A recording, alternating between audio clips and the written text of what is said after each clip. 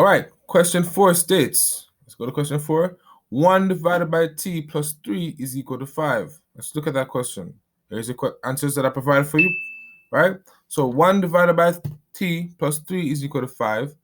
We now realize that we're given a question that does not have x as the variable that we need to find. One moment.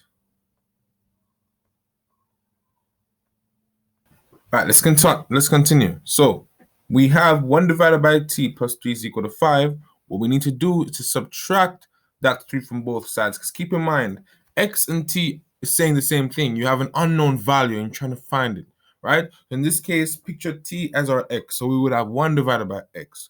But in any case, you can have any value, such as q, r, t, a, representing a constant variable that you don't know. Because that's what you're trying to find when you get the value x. So 1 divided by t plus 3 minus 3 is equal to 5 minus 3. So now we are eliminating now any variable otherwise from the numerator on the t that is on the left-hand side. So now we only have 1 divided by t is equal to 2. So we've simplified it. The next step, you might assume that when you have a fraction, right? Let's go to the worksheet right here. When you have a fraction, such as 1 divided by 2, right?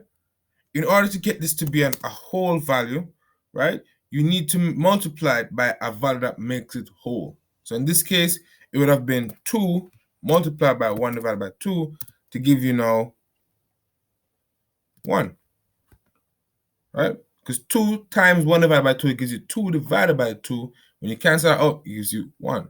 So in this case, same as how we multiplied by 2, because that was in the denominator, multiplied the whole number of the same denominator to get it to be a whole number. We multiply by t in this scenario to get 1 divided by t to be a whole number.